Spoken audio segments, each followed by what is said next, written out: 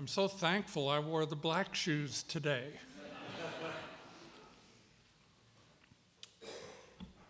Revolutionary love. We were challenged by Dr. King to find a revolutionary love that could defeat the hate of racism. The interracial love that Michael and I share is an example of such love. I don't know why I fell in love with Michael 36 years ago. I knew I was attracted to men of color, but the deck was definitely stacked against us. According to mid-1970s social norms and our respective parents, our age difference was too great. Ageism, we were both men, homophobia, and especially we were of mixed race, racism. My mother pleaded, couldn't you please find someone less obviously controversial?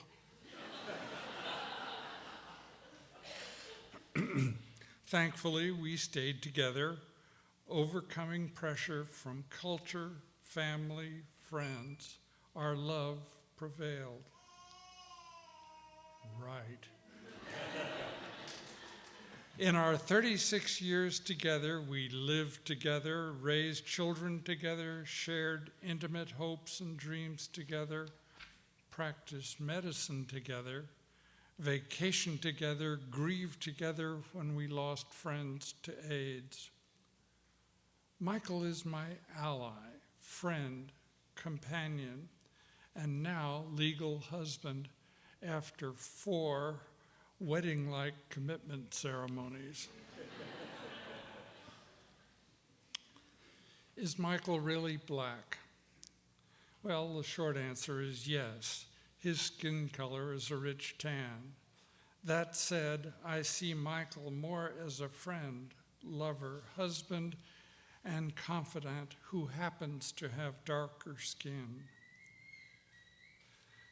Our revolutionary love transformed Black Michael into Michael who happens to be black.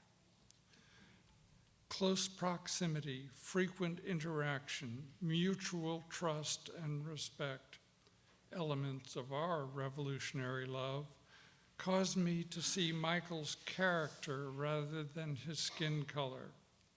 That was Dr. King's dream. This revolutionary love transformed us both to see each other as our true selves rather than what we looked like. A telling anecdote several years after Michael and I got together. We were at a large social gathering when Michael whispered in my ear, "We're the only black people at this party."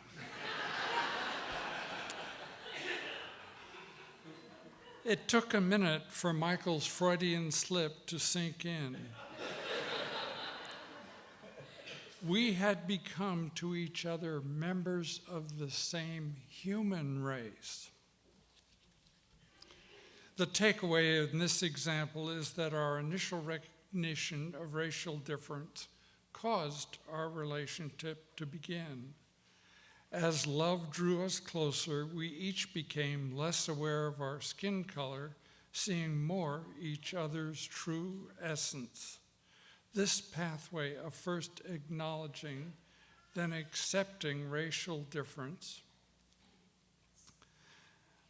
followed by long-lasting mutual admiration, compassion, and trust, defeated the very meaning of racism. Roadblocks. 2 major roadblocks to defeating racism are white privilege and our unequal race-based justice system. Understanding these roadblocks has been one of the focuses of our White Allies study group. We've discovered that most white people, and myself included, are totally unaware of how we exercise white privilege, unless it's pointed out to us. In our allies group, we regularly share white privilege scenarios we've observed in both ourselves and others. Race-based inequality under the law has been publicized by the Black Lives Matter movement. Stop and frisk, the war on drugs, and our supposedly non-existent racial profiling all claim to be race neutral, but with implementation have become racist. Loving away racism. I believe that the pathway to a tranquil, diverse society must first begin with awareness and acceptance of race and cultural differences. With purposeful proximity, genuine friendship, admiration, and trust, we can defeat racism. We need to learn to recognize and condemn white privilege wherever we find it. We need to be prepared to change ourselves whenever we discover that we are exercising white privilege. We must insist upon truly equal enforcement and justice under the law. And we all need to accept, respect, and follow our leaders who happen to be of color, especially our president. As Victor Hugo wrote, to love another person is to see the face of God. Good morning. Through my experiences in the racial justice movement in Central Texas, I have seen that revolutionary love is a verb. The act of choosing every day to meet the world, each other, and our activism with an open heart and a consciousness of whether the impact of our actions is upholding white supremacist systems or dismantling them. Activist, scholar, and author Angela Davis said, "Walls turned sideways are bridges. The conscious choices inherent in revolutionary love are what turn the walls between us into bridges so we can embrace our shared humanity." Revolutionary love is the choice to show up for racial justice every day, even when it feels scary, hard, and overwhelming. It is a love that grows through our presence and our connection, putting our bodies on the line for our Black brothers and sisters and declaring with them that Black lives do matter. Racial justice activist Reverend Hannah Adair Bonner wrote, "What's a solidarity that doesn't break? When you're tired, when you're scared, when your heart hurts, you're still there." Revolutionary love is recognizing that David Joseph, Giassi Hughes, and Sandra Bland are not their children, but our children. It is choosing to stand with the families of these young people and demanding justice, demanding a society where young Black people will be safe, respected, and loved, not just at home, but when they are in the midst of one of their most vulnerable moments, when they are walking the halls of their school, and when they are driving down the road.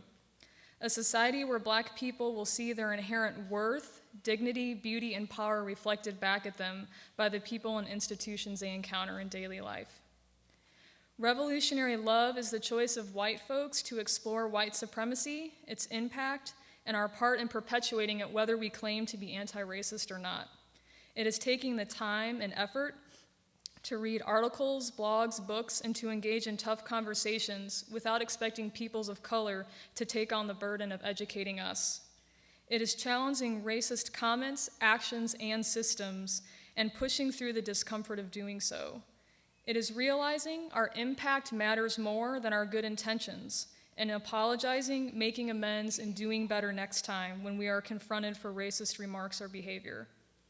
It is also remembering to offer ourselves and others a bit of grace, because unlearning a lifetime of socialization in a white supremacist culture is a daily challenge. We will make mistakes along the way, and these are the points where we learn and grow and develop the ability to engage with each other and the world in a way that supports racial justice rather than oppression. Revolutionary love is the choice to raise a race-conscious rather than a colorblind family. It is white families realizing that while discussing race and racism is challenging, Black families have no choice but to talk with their children in order to prepare them to safely navigate a world that is designed to treat them less because of the color of their skin.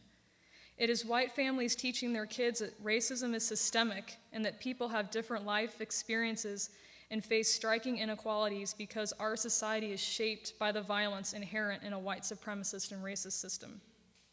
It is demonstrating with our actions and our words that Black lives matter and reminding our children that their actions and words can either support their Black friends or endanger them physically, emotionally, or mentally. It is teaching our children that racism and slavery are not gone, and there is a vast history excluded from textbooks, especially in Texas. It is taking the time to teach our children this history to put the injustices they and their peers will encounter in true context. It is living our lives and engaging with our families in a way that our youth know their voices matter and that they are capable of challenging racist systems and creating a more just and loving world, and that they deserve nothing less. Racism dehumanizes us all, and the choice to love is what will reconnect and heal us. As social activist Bell Hooks said, when we choose to love, we choose to move against fear, against alienation and separation. The choice to love is a choice to connect and to find ourselves in each other. Good morning. Looking back over my life, my activism has always had to do with the body. I started off as a staunch supporter of reproductive justice and LGBT rights. I became more intersectional as I grew older, workers' rights and ability rights and anti-racism work. It's often frustrating work, and it can feel hopeless at times, especially in a state like Texas. But yeah, revolutionary love is a power that is vital to doing the work and for the people doing that work. I believe it's revolutionary to love the body. The body gets really complicated in our culture, from original sin to Pauline theology to dualism and other religious paths as well that aim to free the soul from its earthly form. The physical body gets a bad rap. And I can admit to feeling a lot of fear when I share some of the storytelling work that I do as passion and activism, because it's about sexuality. Our culture's pretty shaming about sexuality, about what bodies should and shouldn't do, but I do the work anyway. I often feel fear when I confront my own racism, because I know it's poison. And I confront it in our larger cultural body as well, and I wonder how to heal any of it while I'm suffering from it and with it and being a cause of it. We may not always think about racism that way, but it is body-oriented, obviously. It's people centuries ago, Western people decided that Black and brown bodies should serve white bodies. And if you think of the body as a mirror of God, did we create that, or did we create a God in the mirror of that particular body as a dominant form? Christian, white, able-bodied, straight, male. Thus, we had bodies that were superior and other bodies to serve them. We had bodies with uteruses serving those without, poor bodies being made to work for rich bodies, bodies to be sold or locked up in facilities for not being perfect. And we created laws and are still creating laws delineating who gets to pee where, who gets to decide when or if to stay pregnant, who gets to ride a bus, who gets to drink out of what water fountain.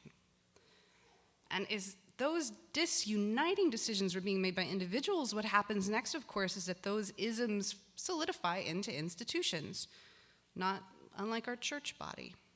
And those reinforced personal beliefs and systemic beliefs create a toxic Mobius strip. So I think it's also very revolutionary to confront the body politic with love. I do this work because I have a body, and you've got a body. We all have a body. They're precious. And if our body as a church isn't in alignment with the bodies inside of its walls, we're going to have a hard time sustaining that mission statement that we have on the wall. To stay in communion and to community and complete that mission requires revolutionary love that our bodies need to be a part of. Can you imagine what it would look like to live in a world that loved the body? And I mean really loved it, like a parent loving a child, or the lover loving the beloved. our body of the earth, we would never hurt each other. We would never hurt the world. We would never poison the water. We wouldn't sell each other or use each other like products based on things like gender or melanin. We would take delight in our differences. We take joy in different shades of skins, textures of hair, wrinkles, sizes, abilities, and celebrate different kinds of romantic unions. We'd honor choices, and we would share with each other food and resources, help lift each other up. We would look back at this time and be ashamed and heartbroken, confounded over the disunity. So we have to wake up to that revolutionary love and create real communion. Our larger human body is only as healthy as the individual ones in it. And the more we can heal and support the individual, the more impact on those institutions, which will lead back to creating cultural bodies that support individuals. So that's what nurtures me. This is a vision of love, of reversing that Mobius strip into something healing, creating human systems that will take us to love and back again. So it starts with love, it ends with love, but we're all a part of it.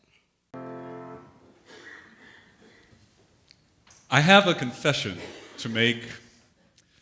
Sometimes I get tired of being engaged in the ongoing struggle to dismantle systemic racism. I get tired of talking about it and hearing about it. And I get tired of being a male feminist. And I get tired of being an ally in the struggle against all those other oppressions that Julie just mentioned. And I grow weary of trying to save our planet from the ravages of global climate change. Hell, I even get tired of the struggle for LGBTQ equality, and I fall under at least one of those letters. Sometimes I just want to go to my house here in nice progressive Austin and turn the air conditioner down way too low and lay on the couch and turn off the television and Donald Trump for a moment. Thank you. But then I remember I have a certain privilege. I have the resources that allow me to live here in nice, progressive Austin. And it can be so easy for me to forget that if Wayne, my spouse, and I lived in any number of small towns or rural areas and we dared to show each other public affection, we would be putting ourselves at physical risk. So I think it's important that we talk about this, about how up against all of these struggles, we can slip into burnout, we can slip into despair, and that those of us who have some sort of privilege may be more likely to do so because we can. We have the privilege that we can just withdraw, and that others of us that are in the struggle but face oppression ourselves sometimes may need to be able to say, you know what? I just can't go to that rally today. Someone else has to pick up this burden for a while. But what I think is most important about us talking and thinking about this is so that we can rediscover what it was that got us into the struggle in the first place. So I can reconnect with what will get me up off of that couch and back into the struggle again. And that's why I wanted to have these wonderful folks from our local Unitarian Universalist Allies for Racial Equity group come and tell you a little bit about what that looks like for them. And I want to share with you a story from my life about what revolutionary love looked like for me. Some of you may have heard this story before, but it's so powerful for me, I want to share it again. I was always very, very close with my maternal grandparents. They helped raise me after my parents divorced. Many years later, when Wayne joined our family, they welcomed him. They really kind of adopted him as if he was another one of their grandchildren. My grandmother called us her boys. And yet, we never spoke with them, and they never with us about the true nature of our relationship. Many years later, after my grandfather died, my grandmother only lived another couple of years. Wayne and I were visiting her for what we knew would likely be one of the last times. She was in the hospital yet again with congestive heart failure. We had a lovely visit, and then we got up to leave, and she took us both by the hand, looked me straight in the eye, and said, "Take care of each other." With those 4 simple words, she gave voice to an important part and truth of our lives that had remained silent. It had remained silent even among four of us who loved each other very much because of the oppressive structures against LGBT persons in that place and in that time, and that still go on in many places today. She created this transcendent moment where love filled that room and time seemed to stand still. And she set Wayne and I on a course toward transformation in many, many ways. Because one, we both realized that we could never again allow ourselves to fail to share such an important truth about our lives with people that we loved that much. And we began to think about and talk with one another about the ways in which we were and were not taking care of ourselves and each other. And that led eventually to moving to Austin, and that led eventually to walking in the doors of this church one day, and that has led to more forms of spiritual transformation for us both than I have time to go into this morning. When she said, take care of each other, that was revolutionary love. Revolutionary love breaks through barriers. Revolutionary love is transformative. It troubles the water. It stirs things up so that change becomes possible. Now, here's a conundrum, though.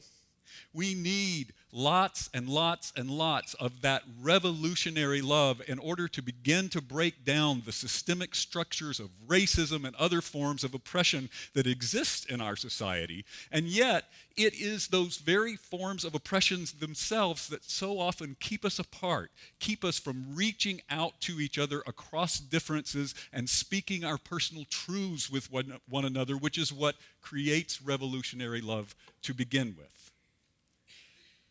So, how do we get around this conundrum? How do we break through it? Well, I think my grandmother showed us. She spoke the truth.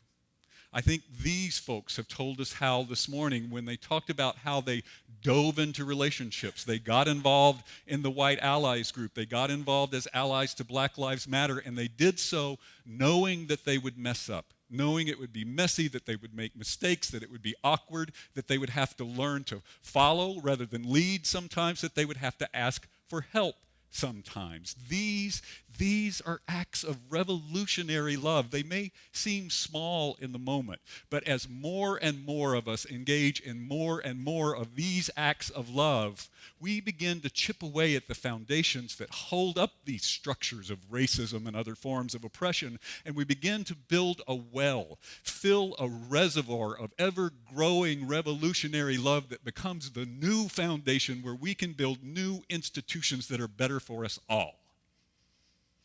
That's revolutionary love. That's what we're trying to create, and I think that's where we start. Depending on our identity, we go out into the gallery this morning and we sign up for the People of Color group or the White Allies group. We get involved with our Inside Amigos fighting for racial justice. We get involved in any number of the social justice and interfaith activities in this church. We get involved with our Green Sanctuary group. Small act of love. By small act of love, together we trouble the water and make change possible. Together we create that revolutionary love that will then hold all of our lives in its warm embrace. Amen.